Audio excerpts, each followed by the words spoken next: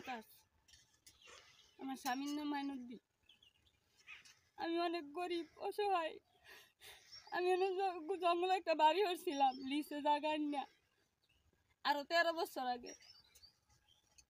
এই কারণে আমারে তারা এনতে উচ্ছেদ করে দিবার লাগি মারছে, মারি ভাঙালছে। তাদের কাছে কিছু টাকা পয়সা দিছিলাম, তারা টাকা পয়সা ফেরত দিচ্ছে। কার কাছে টাকা দিছিলেন? ফরেস্টের কাছে। নাম কি? মোহাম্মদ আলী।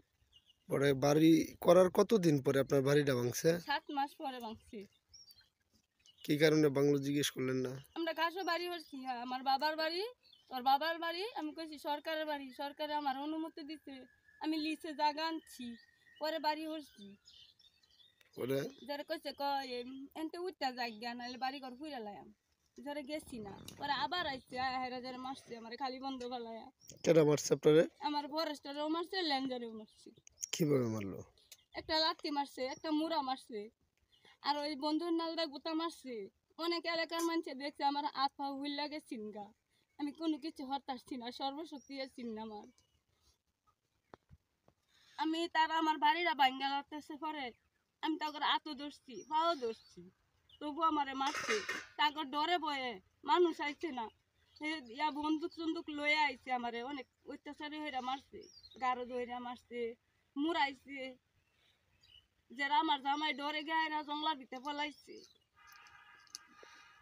এখন আপনি কি চান আসলে? আপনার চাওয়াটা আমি কি? কি চাই? আমি গরিব মানুষ, আমার যদি কেউ সহায়তা করতো, যে থাকছে যে বাড়ি ঘর যে বাঙ্গালছে, এর বিনিময়ে কি করবো হইরা দিত, আমি এটাই চাই।